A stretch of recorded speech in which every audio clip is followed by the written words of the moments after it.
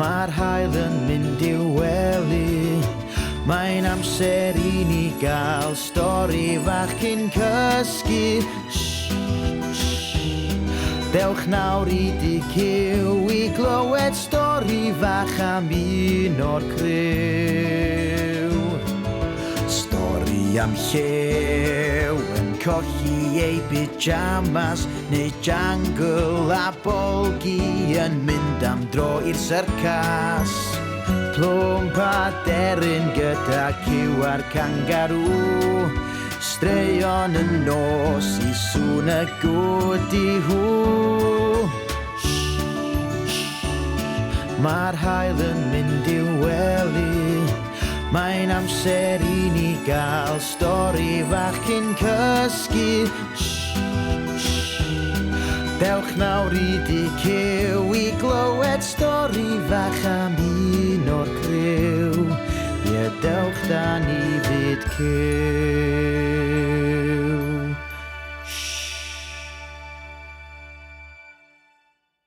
Helo bawb! Ydych chi'n barod am stori fach hapus? Wel, dewch. Gwnewch eich hun yn gyfforddus. Heddi, stori fach wirion am Cyw yn breuddwydio.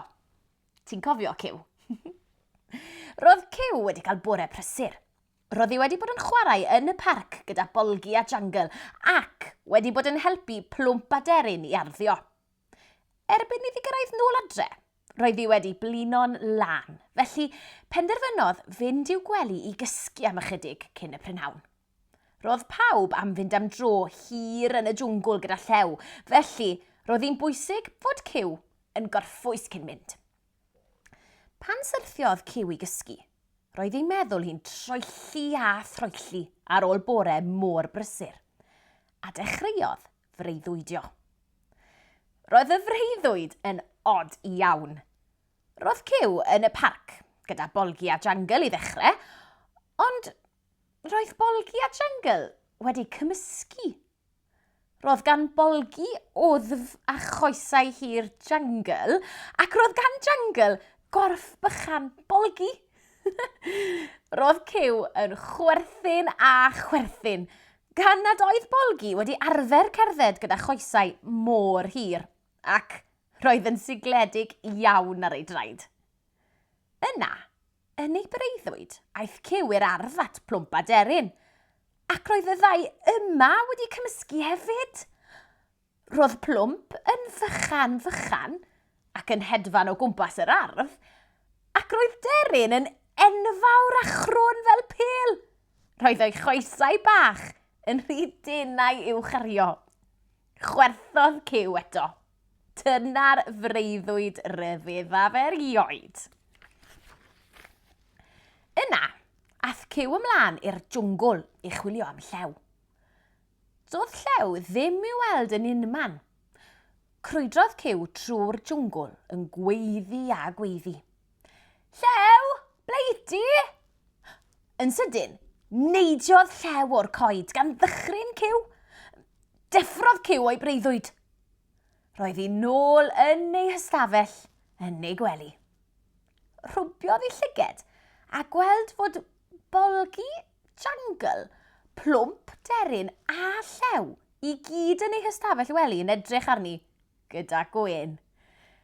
Roedden nhw I gyd yn aros I Cyw I ddeffro mwyn mynd am dro trwy'r jwngl, ond roedd Cyw yn cysgu'n drwm pam gyrraeddo nhw.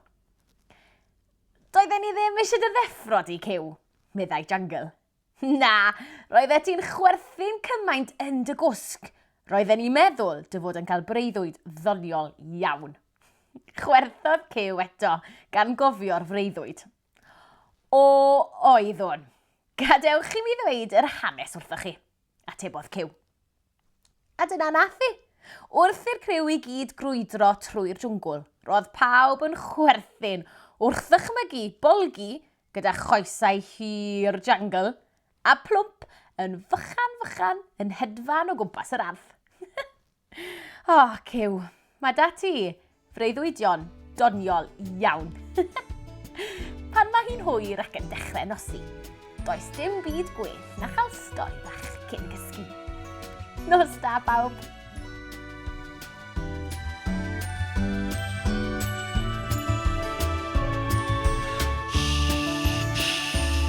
Mae'n amser mynd i gysgu.